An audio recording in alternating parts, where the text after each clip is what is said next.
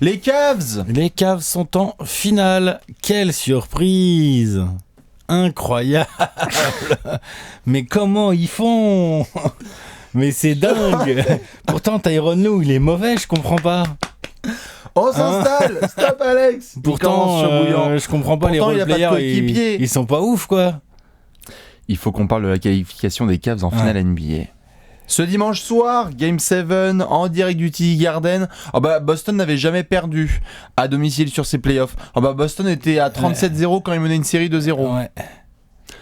Ces dernières années, quand tu fais des LeBron il a tendance à faire stop. Ça. Exactement. Donc on va évidemment faire un apéro spécial Cavs et LeBron. Ne vous inquiétez pas, Celtics Nation, vous aurez le droit à votre petit apéro on va pour un hommage à cette incroyable équipe. On va prendre le temps, on va prendre un peu de recul juste vite fait pour... Là, on est dans le flow de l'actu. C'est ça. Puisqu'il y a des finales NBA, il y a un Game 7 qui a été joué hier, il y a un Game 7 cette nuit dont on va peut-être parler... tu crois qu'il y aura un autre apéro derrière ? À la suite prochainement, tout ça. Donc là, on va prendre un peu de recul et après on parlera des Celtics de cette saison. Exactement. Magnifique. Jusqu'au bout, jusqu'au Game 7, sauf les 3 dernières minutes. Et justement, Alex, je crois qu'on va devoir quand même parler de ce Game 7 parce que vous avez été nombreux à le regarder, qui ont fait l'effort, certains qui avaient des examens, d'autres qui avaient d'autres choses, mais on a tous quand même été, dans la majorité, devant ce match. Je pense que je peux le dire d'entrée. D'ailleurs, Léon, c'est la première chose qu'il m'a dit quand je suis arrivé. S'il fallait représenter un match pour dire que notre sport est le plus beau, ce serait pas celui-là. Non, ce serait pas celui-là. Oh la purge! C'est un match de merde. C'était non. C'était pas un match de merde. Non, c'est pas le bon terme. Ce que je veux dire par là, c'est que vous étiez vraiment pas bon, les gars. En termes de qualité offensive, de pourcentage de réussite, de qualité de jeu, c'est-à-dire de tout ça à 3h du matin et tout, c'était un peu dur. En plus, c'est un match très low scoring. Clairement. Le premier à 80 a gagné. 43-39 à la mi-temps, je crois, un truc comme ça. Bien sûr. 85-79 le score final, 87-79. 20-13 dans le troisième quart, je crois, ou 21-14, enfin un truc comme ça. Des pourcentages. Voilà. En gros, il y a un nouveau quartier qui s'est construit dans Boston. Mais en même temps, quand tu réfléchis un petit peu, c'est pas illogique qu'on ait assisté à ce genre de match. À ce genre de Game 7 où ça se resserre, non. Non, parce que ça se resserre. 2, les Celtics sont très jeunes et ont déjà montré qu'offensivement, ils pouvaient rencontrer de temps en temps des problèmes. Des grosses galères. Ils n'ont pas Kyrie, ils n'ont pas Gordon Hayward, forcément, tout est plus compliqué. Et en face, on sait que LeBron, on se doutait que LeBron allait nous sortir un match de titan. Oui. Et après, on sait que son supporting cast, ils sont capables d'envoyer de la brique pendant tout le match. De toute façon, c'est exactement ça. Quand tu fais l'équation, le supporting cast de LeBron aux Cavs versus la défense de Boston et la jeunesse de Boston contre une défense quand même bien rehaussée de la part des Cavs sur Game 7. Exactement, ils ont mis de la dureté les mecs. Exactement, tu te retrouves devant une purge. Donc au final, dans ce genre de match, une guerre de tranchées. Une guerre de tranchées. Les mecs, les fans des années 90, ils adorent ce genre de match normalement parce qu'on en a eu plein dans les années 90. Des matchs comme ça où ça défend dur, ça rigole pas. Du coup, les pourcentages de réussite s'en ressentent. Voilà, du coup, il y a moins de contre-attaque, moins de transition, jeu physique, mais c'était tout à fait ça. Un peu plus de perte de balles. C'est pas le même jeu parce qu'il y a moins d'intérieur aujourd'hui, moins de gros big men aujourd'hui, mais il y a de ça, il y a le côté guerre de tranchées, plus t'avances en play-off, normal quoi. Ça commence à se resserrer et évidemment, par contre là, on a bien kiffé, c'est que c'était serré. Évidemment, quand t'as 2 low scoring comme ça, vous étiez nombreux à regarder, quand il y avait 5 points de suite, on était là genre wow, ce run. Attention, il y a temps mort. Jason Tatum, quand il dunk sur LeBron et que dans la foulée il met un 3 points. 3 points, on a fait il y a plus 40 pour Boston, là, on était chaud. Évidemment. Et d'ailleurs, le money time est intéressant parce que c'est là-dessus, tu le vois sur le 4e quart-temps, que Cleveland s'est vraiment détaché parce que il y a le petit run dans le 3e quart, quand même, qui est assez intéressant et sur lequel on voit bien Cleveland se relancer vraiment dans la partie parce que la première mi-temps est vraiment moyenne. Dans le dernier quart, tu as à la fois des sanctions de la part de Jeff Green, dont on doit évidemment parler, qui fait un match exceptionnel. Non, exceptionnel, non. Si, il fait un match exceptionnel. Bon match, quoi. Dans un Game 7 où il a pas été, où il est responsabilisé alors que Kevin n'avait pas là, c'est un match exceptionnel. Exceptionnel. Non mais sa performance n'est pas all-time, Alex. Je te dis juste, c'est que Jeff Green, c'est quand la dernière fois qu'il a mis 19 points. Non, exactement. Donc c'est une exception. Fait le boulot. C'était exceptionnel dans ce sens-là. Il a très bien profité.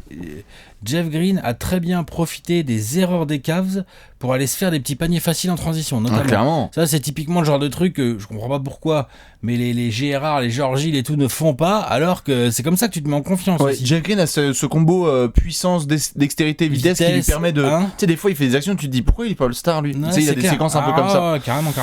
Puis la story est belle, il avait été à Boston, opération avec cœur ouvert. Et tu comprends mieux. Oui, et après tu fais, c'est Jeff Green, ça. Ouais, c'est comme ça. Mais il fait un match quand même ouf pour ce qui est attendu de son apport. Bah, c'était le meilleur joueur des Cavs avec LeBron. Qui ne s'appelait pas LeBron, exactement. Ouais, clairement. Donc, non, bon match Jeff Green. Quelques sanctions de Gérard, quand même. Exactement. Gérard, en deuxième mi-temps, il a trouvé un peu la mire, là. Ça fait toujours du bien, en fait, les 3 qui rentrent. Le déclic, c'est Gérard. Heureusement, parce que Kyle Korver était dégueulasse. Ouais. Korver au début du match. Il en met quand même des gros. Il en met deux gros dans le dernier quart. Un tir, je crois. Il en met un seul ou il en met 2 gros dans le dernier quart? Il en met un sur Horford qui est monstrueux. Mais je crois que c'est le seul. Et c'est peut-être le seul, t'as raison. Ouais, 1 sur 6, Monsieur Korver. En effet. C'est juste que le 3 sur Horford. Celui qu'il a mis, c'est vu. Ouais. Mais bon. Là, derrière, c'était moyen, ouais. Voilà, 1 sur 6 Kyle, donc c'est pas lui qui a vraiment amené. Non, c'est vraiment. Il y a eu un George Hill tout à fait correct, un très bon Jeff Green. Oui. Et un LeBron James. Qui commence sur la pointe des pieds.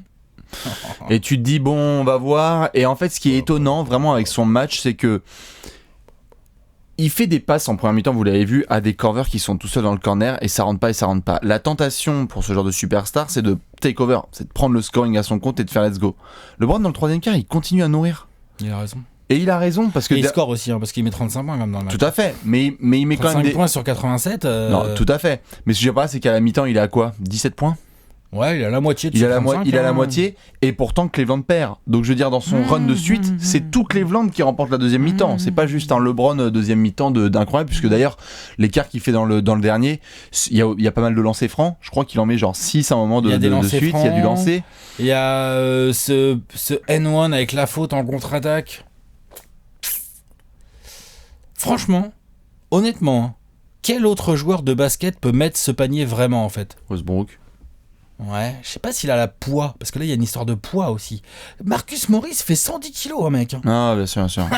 Westbrook il est costaud, mais il fait quoi, 95? Non, ouais, c'est Boogie sinon, c'est ça. Boogie, ouais, c'est pas con. Karl Malone? Bon, enfin, vous voyez, vous prenez le mix et vous faites LeBron. Non, mais c'est ça, c'est ces gars-là. Westbrook, Karl Malone et des Marcus Cousins. Il n'y a pas grand monde qui peut mettre ce genre de panier. Et ce qui est terrible, c'est que c'est un panier à la 47e minute du 100e match de la saison à 33 ans, après 48 minutes de jeu. Parce que, attention, c'est quoi la stat? LeBron, il a joué 48 minutes sur ce match. 48 minutes. Pas sorti. Alors évidemment, il se gère bien, c'est-à-dire qu'il y a des séquences qui sont intéressantes où il dit bon bah cette fois je vais laisser un petit peu en attaque, je vais défendre un peu moins pour essayer de justement récupérer mes piles. Il y a des moments en défense, il marche un peu et tout, bon ok, évidemment. Mais sa perf est juste exceptionnelle, il met le coup d'accélération quand il faut, le runner sur Al Horford avec la planche d'une difficulté rarissime, les petits jumpers comme il faut.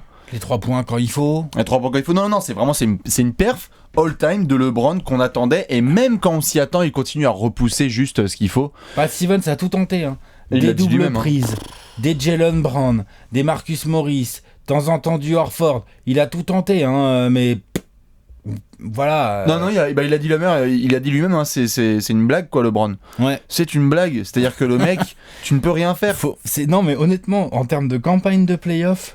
Ouais, on va y retourner. Hein. Tellement all-time. C'est incroyable. Là, ce qu'il est en train de faire, c'est sur les jardins, c'est ponctué. Donc, on a fait les campagnes de playoff individuelles. On a fait les campagnes de playoff individuelles, on en fera peut-être. Ah là, en septembre. Ouais, hein, parce que là. Par contre, il y a un monsieur dont on n'a absolument pas parlé, et je voudrais bien qu'on en parle parce que certains l'ont remarqué pendant le match. C'est pas le pire match de Tyrone, lui. Hein. Non. Il a pas été exceptionnel, non, c'est vrai, mais il faut le remarquer. Il a pris 2-3 temps morts vers la fin du match pour essayer de garder notamment ses gars focus et LeBron notamment. Oui, et puis personnellement, il y a 2-3 initiatives que j'ai bien aimées, je peux le reconnaître. Genre par exemple dans le 3e quart, je crois, si je me trompe pas, il a pas fait un seul changement. Et c'était le run où il fallait faire ça. Et c'est assez couillu parce que c'est extrêmement rare un coach qui change pas de joueur ou presque. Il aurait pu foutre comme on a vu Clarkson, Larry Nance et toute la clique. Il a fait bon. Tiens. Alors est-ce qu'on donne ça sous le coup de l'idiotie? Moi j'ai pas envie. C'est un Game 7, l'autre. Voilà, après on m'enlèvera pas de l'idée qu'il est quand même pas très bon. Mais oui, évidemment. Et que je te parle sur ce match-là. Le fond de jeu des Cavs est aussi dégueulasse. Ouais. Je veux dire, tu vas pas me dire qu'avec des Kyle Korver, des Gerard Smith, des George Hill, des Tristan Thompson, des Kevin Love, des Jeff Green, tu peux pas me faire un fond de jeu. Bien sûr, mais tout à fait. Tu vois. Mais je dis, c'est sur ce match. Sur ce match, non, mais je suis d'accord. Je veux bien sur ce match, on peut quand même. Je veux bien ne pas lui tirer dessus sur ce match. Allez. C'est pour ça que je dis c'est pas son pire match. Disons qu'il a fait deux trois petites initiatives qui étaient pas mal. Tu sens que ça avait été discuté avant et qu'il s'était mis d'accord avec son patron LeBron pour mettre en place quelques trucs, notamment son président, pardon, le porte-parole. Voilà, bon non mais t'as raison de le signaler, c'est vrai. C'est juste à signaler. Maintenant évidemment on suivra ce qui va se passer du côté ce soir de Houston contre Golden State, et ça c'est le dernier axe qu'on a envie d'aborder aussi avec vous, c'est les Cavs. Tu sors de cette conférence Est pour la 4e saison consécutive. C'est une des rares équipes à l'avoir faite, puisque seul le Heat l'avait fait là dernièrement avec un certain LeBron James. Éventuellement les Warriors si jamais ils passent. Les Warriors si évidemment ils passent. Ni les Lakers de Shaq ni les Bulls de Jordan n'ont fait 4 finales consécutives. Il faut ensuite remonter à Bill Russell et surtout Magic Johnson et Larry Bird qui l'ont fait. Donc Cleveland, 4e saison de suite où tu es en finale NBA. On a souvent posé la question, notamment dédicace aux Lillois qu'on a vu à la Fnac là, ce week-end. De préférence, tu joues qui ? Parce que tu as vraiment deux match-ups très différentes. Tu as envie quelque part de jouer Houston s'il n'y a pas Chris Paul ou s'il est diminué. Mais franchement, quand tu vois aussi comment Golden State joue, je sais pas qui t'as envie de jouer. Qu'est-ce que tu fais ? Il y a beaucoup de monde qui a répondu instinctivement Houston, parce que forcément, si Chris Paul n'est pas là... Je pense quand même qu'un Houston... Déjà, faut qu'il passe, ça on va en parler. Oui. Mais un Houston avec un Chris Paul absent au début de la série, voire de toute façon diminué, c'est quand même un peu mieux à jouer pour Cleveland, je pense. Maintenant, Houston a quelques armes qui sont vraiment très emmerdantes pour Cleveland. Mais je trouve qu'il y a moins de... Tu vois, les Warriors, on peut dire ce qu'on veut, ça reste une équipe avec 4 All-Stars et 2 MVP, quoi. Ouais, voilà, on est d'accord. Non, ça reste Golden State le plus chaud. Expérience et tout. Puis quand ils voient maintenant LeBron, ils ont le couteau entre les dents, ils ont 2016 dans les yeux. On va avoir le couteau aussi, hein, bien ça sûr, c'est clair. Hein. Ouais. LeBron là, on sait très bien, voilà. Lui, il veut les Warriors, je pense. Hein. Et il veut les Warriors. Je pense qu'il veut les Warriors et il veut les Warriors avec la vague. S'il tape ces Warriors là, on en fera un débat. Bien sûr. Mais pour le coup, vous qui vous prendriez... Puisque là, les Cavs, maintenant, c'est géré. Toi, tu préférais que ce soit plutôt Houston, Golden State ? Moi, si je suis LeBron ou si je suis les Cavs... Ton pari, toi, était plutôt Houston. Hein, moi, j'ai dit Houston et je pense que pour les Cavs, ce serait quand même mieux. Ouais, non, je pense que... Non, quand même, ça serait quand même mieux parce que... En fait, Golden State, les points faibles de Golden State, les Cavs, ils vont pas pouvoir vraiment les utiliser. Sûr. Alors que les 2-3 petits points faibles de Houston, tu vas pouvoir quand même les utiliser, surtout s'il n'y a pas Chris Paul. Ouais, je me pose quand même la question, parce que on a vu les ajustements de Mike D'Antoni, etc. Ouais. En fait, si ça se met soudainement à un peu plus galoper, dans les roll galoper et puis Capella. Terminus. Et puis Capella. Et Capella. Non, mais franchement, genre, c'est une toute autre match-up. Je pense que dans les deux cas, les Cavs sont pas favoris. Même avec LeBron. Ah non, mais évidemment, sur le papier, on est bien d'accord. Ils ne sont pas favoris, voilà. On est bien d'accord. Quoi qu'ils jouent. Ah, c'est clair. Rockets ou Warriors. Pour moi, ils seront pas favoris. C'est pour ça que LeBron. Mais ils ont LeBron. Donc. Mais c'est ça qui est intéressant d'ailleurs avec ce qu'il a fait sur ses playoffs, c'est que tu le vois, il abandonne certains matchs et il a vraiment conscience de ce côté, genre c'est le premier à 4 victoires. Et des fois, il fait all-in sur un match, il abandonne le suivant. Tactiquement, l'autre, je veux pas le jouer aux échecs, moi, parce qu'il est relou. Non, il est super relou. C'est-à-dire que là, quand tu te ramènes à vu qu'ils ont pas le meilleur bilan, évidemment non, ils iront commencer les Cavs en déplacement quoi qu'il arrive. C'est soit Houston, soit Golden State. C'est le genre, comme on l'a vu contre Toronto, etc. et d'autres séries aussi, par le passé, à essayer d'en choper un on the road pour te ramener à Cleveland, tu vois, genre bien, tu vois. Ouais. Il y a moyen, hein. Ça va être super intéressant à regarder. Ça va être super intéressant. Dans tous les cas, il faut évidemment regarder le match de ce soir entre Houston et Golden State. Ouais. Bravo aux Cavs. Bravo aux Cavs. Ouais. Bravo parce qu'il fallait sortir de cette conférence Est. Respect cette terrible de conférence ouf Est. à LeBron. Mais elle est pas si simple cette année. Hein. Non, j'ai rien dit. Les Sixers, le Heat, les Celtics. À part les Raptors, en fait, fallait se les fader les teams en playoff à l'Est. Là, hein. Franchement, non ? Trouve pas ? Si. Si, bien sûr. Pas l'Ouest. Non, bien sûr. Mais les Sixers, les Celtics... les Pacers ont quand même bien résisté aux Cavs. Les Indiana Pacers. Ouais. N'empêche qu'ils jouent bien. Non, mais... Les Celtics avant, ils s'étaient fadés les Bucks en 7. Tu vas pas en finale NBA sur un coup de chance. Les Celtics avant, ils s'étaient fadés les Bucks en 7. Milwaukee Bucks, oui. Est-ce que c'est... Non, c'est sûr. Moins fort qu'à l'Ouest, mais ça reste une perf, quoi, LeBron. C'est ça, on peut pas diminuer la perf de LeBron qui est juste folle. Quand tu vois comment les Cavs, en tant qu'équipe, qu'est-ce qu'ils jouent mal. Elle est dégueulasse. L'équipe est incroyable. Honnêtement, ils ont combien du coup ? Si je suis bon en calcul mental, ils ont donc 12 victoires pour aller en finale NBA. Il en remporte 11. Je vais poser une autre question. Il en remporte 11, je pense. Je te la posé en off. Non, il en remporte peut-être 10. Je te la posé en off et je la pose à tout le monde. Là, je veux bien vos réponses dans les commentaires. Est-ce que LeBron a déjà eu une équipe qui jouait aussi mal ? 2007. Je parle pas de joueurs. Est-ce que ça jouait aussi mal ? 2007. Est-ce que c'était pas un peu plus structuré quand 2007, même ? Tu sais, franchement, je demande à voir. Franchement, ils avaient un vrai pivot qui servait à quelque chose en attaque. Ils avaient un Mo Williams qui pouvait prendre un peu feu. La différence, Mo Williams, c'était pas là en 2007. Ah bon ? T'es sûr de ça ? Si, pardon, il était peut-être là. Ouais, je crois qu'il était là, Mo Williams. Non, Williams, je dis des conneries, moi. Non, je pense pas. Faut que je vérifie. Non, je pense que Mo Williams, c'est pas là. Non. Arrête tes conneries. Il se fera pas bouffer par Tony Parker. C'était Bobby Gibson et Eric Snow, je pense, les meneurs. Mais non, mais ils jouaient deux. Non, je pense pas. Mo Williams, c'était pas là. Mo Williams, il était là. Check, mais ça m'étonnerait. Mais dans tous les cas, c'est juste, en fait, le côté, je comprends ta question, mais je pense que c'est le fait que tout le monde soit plus vieux, en fait. Genre, les mecs sont exténués, ça fait 4 saisons de suite. Oui, mais je m'en fous des raisons. Je demande juste. C'est pour ça est-ce que ce ne serait pas le plus pourri, l'équipe qui joue le moins bien ? C'est pour ça que je te sors les raisons. Je pense que les Cavs peuvent jouer mieux, mais c'est juste que vu qu'ils sont crevés, ils font des matchs parfois totalement WTF. Vu qu'ils étaient plus jeunes. Il arrive la saison d'après, Mo Williams, t'as raison. 2008. Il est pas encore là. C'est juste que si tu veux, vu que les Cavs sont capables de faire vraiment des matchs dégueulasses, on les retient énormément, ces matchs-là. Les matchs où personne ne joue. Mais les matchs... Il y a des matchs que Cleveland a fait là sur ses playoffs où ça va. À Toronto, le Game 1 collectivement, ça va. Oui, il y a quelques matchs qui sont pas trop mauvais. À Indiana aussi, c'est pas à Indiana. Non, mais je parle pas de joueurs. Je parle justement de ça. Dans le jeu, collectivement. Je parle d'irrégularité, d'inconstance, de manque d'effort, de manque de physique. Moi, je mets 2007 en dessous. Ouais. Peut-être, mais en tout cas. La question se pose, quoi. Parce qu'il y a un vrai gros dès qu'il rencontre une équipe collective, il y a un sweep, quoi, tu vois, en face.